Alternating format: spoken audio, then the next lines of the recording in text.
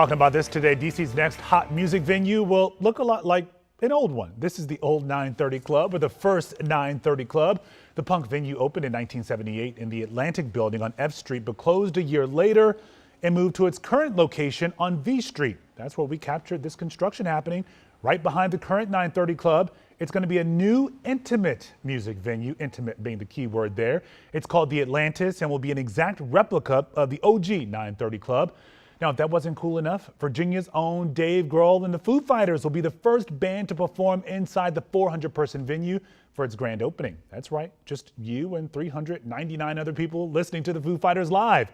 Now, for perspective, the current 930 Club holds roughly 1,200 people.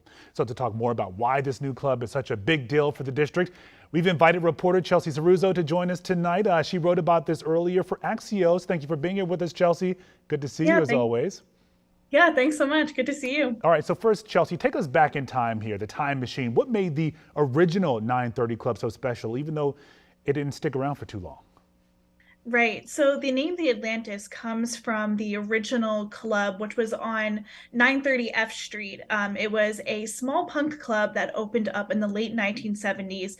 And it's important to know that it was a punk club, which really shows the influence that punk rock had in DC at the time and how many punk bands came out of DC. The Atlantis itself actually only lasted about a year before it closed because the crowds weren't big enough, but the building was then acquired and became the 930 Club. It was, of course, well loved, brought in a lot of really great acts, was definitely known for bringing up a lot of great music. And this new venue, which will be called the Atlantis, is supposed to be a replica, including the infamous pole, which was a pole in front of the stage. Well, including a nod to the pole, which was a pole in front of the stage that obstructed the view for some patrons, but that was just part of the experience. Bad spot, huh? So what does bringing it back mean for DC's music scene, the Atlantis here? Mm-hmm. I think part of it is, like you said, it's an intimate venue. It only holds 450 people. I think for lots of us, that's just not the experience we have with artists. So it's a really, really cool opportunity to see some of your favorite artists in this smaller space and, hopefully see some big names like we know are coming. We're going to see the Foo Fighters, Maggie Rogers, Joan Jett will all be performing in the inaugural season, but I'm sure lots of local bands are also hoping to be there. Yeah, so we have these performers already lined up. You talked about the Foo Fighters being there for the grand opening. So when should we be looking out for this? When is it happening?